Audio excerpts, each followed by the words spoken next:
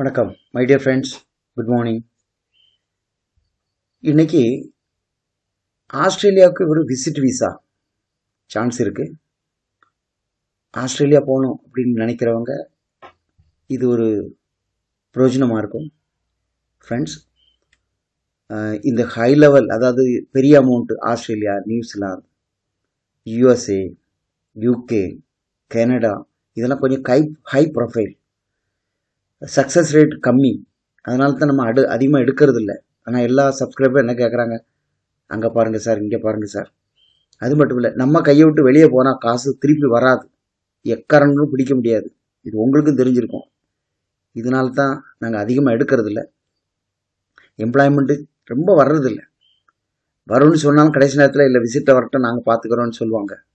அதனால் இப்போ இருக்க நிலவரத்தை நான் உங்களுக்கு சொல்கிறேன். Visit visa to Australia. Okay my dear friends, ஆஸ்திரேலியாவுக்கு இப்போ நம்ம பிஸ்னஸ் விசாங்கிற ரீதியில் விசிட் போடுறோம். ஓகே, நார்மலாக டூரிஸ்ட் விசா விஎஃப்எஸ் மூலமாக கிடைக்காது. அதுக்கு பதிலாக பிஸ்னஸ் டாக்குமெண்ட்ஸ் போட்டு ஒரு விசிட் விசா போடுறோம். 25 days ப்ராசஸ் நடக்கும். ஓகே, அதில் தான் உங்களுக்கு நம்ம இறங்குறோம். ஓகே, இது எம்ப்ளாய்மெண்ட் இல்லை. எம்ப்ளாயர் வேறு ஏதாவது கம்பெனி நமக்கு இன்விடேஷனும் தரதில்லை. நாம் ஒரு பிஸ்னஸ் விசா போடுறோம். மினிமம் 3 months அந்த மாதிரி அடிப்பாங்க விசா போட்டு நம்ம அங்கே இறங்குறோம். அங்கே இறங்கினா ஓகே, அங்கே அரைவல் பண்ணி இறக்கி ஒரு கன்ஸ்ட்ரக்ஷன் ஜாப்பு, இல்லைனா அவுட் ஆஃப் சிட்டியில் ஏதாவது ஜாப் போகிறோம். மோஸ்ட்லி கன்ஸ்ட்ரக்ஷன் ஜாப்பு அவைலபிளாக இருக்குது. கன்ஸ்ட்ரக்ஷன் ஜாப்பில் போய் இறங்கி போனால் அவங்க ஒரு 3 to 5 months அவங்களுக்கு தேவைப்படும் போது அவங்க கன்வெர்ட் பண்ணி எடுக்கிறாங்க. அதுக்குள்ள ஒரு வாய்ப்பு. ஓகே, ஸோ சிலவங்க இங்கே நம்ம இறங்கி அங்கே போய் கொஞ்ச நாள் வேலை பார்ப்போம், அதுக்கப்புறம் என்னுடைய ஓன் சோர்சஸ்லேயே நான் சிட்டிக்குள்ளேயோ நல்ல ஜாப் நானே தேடிக்குவேன், அதனால் எனக்கு அங்கே ரிலேஷன் இருக்காங்க, ஃப்ரெண்ட் இருக்காங்க, லாயரை பிடிச்சி ஏதாவது செய்வேன் அப்படிங்கிறவங்களுக்கு இது சூட்டபுள். ஓகே, ஸோ இங்கேருந்து போகும்போதும் எம்ப்ளாய்மெண்ட் விசா இல்லை, அங்கே இறங்கினோடனே எம்ப்ளாய்மெண்ட் அடிக்கிறது இல்லை, வேலைக்கு ஒரு அரேஞ்ச்மெண்ட் பண்ணி கொடுத்துருவாங்க. ஓகேவா? அப்புறம் அவங்கவுங்க திறமையில இல்லைன்னா அவங்களுடைய சொந்த ஆட்கள் மூலமாக முயற்சியில் மாறிக்கணும். இப்படி பண்ணால் இது விசிட் விசா போட்டு கொடுக்குறோம். ஓகே, இது 3 month விசிட் விசா தான் அடித்து தருவாங்க. ப்ராசஸ் 25 days டைம் எடுக்கும். இதுக்கு அட்வான்ஸு ஃபைல் சார்ஜஸ் 30 வாங்குகிறோம். ஓகே, இதனுடைய சர்வீஸ் சார்ஜ் கிளியராக நான் போட்டுறேன், 6.5L டிக்கெட்டோட சேர்த்து. ஓகே, இல்லைனா எனக்கு பண்ணி மட்டும் கொடுத்துருங்க, நாங்கள் இறங்கிக்கிறோம், நானே டிக்கெட் போட்டுக்கிறேன், இந்த மாதிரி ப்ராசஸில் வந்தாலும் எனக்கு ஒன்றும் ஆட்சேபனை இல்லை. ஓகே, ஜாப் கன்ஸ்ட்ரக்ஷன் பண்ணி கொடுக்க தான் ஆள் இருக்குது. இல்லை நாங்கள் ஜாப் எல்லாம் பண்ணி இறக்கிடுங்க, நாங்கள் ஜாப் பார்த்துக்கிறோம் அப்படி சொன்னால் இந்த அமௌண்ட்டை கம்மி பண்ணிடுவாங்க.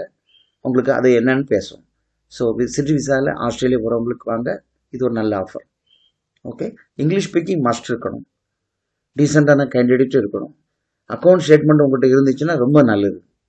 எந்த ஸ்டேட்மெண்ட் இருந்தாலும் பரவாயில்ல, ஐடி பண்ணியிருந்தாலும் நல்லது, பண்ணலைனாலும் பரவாயில்ல.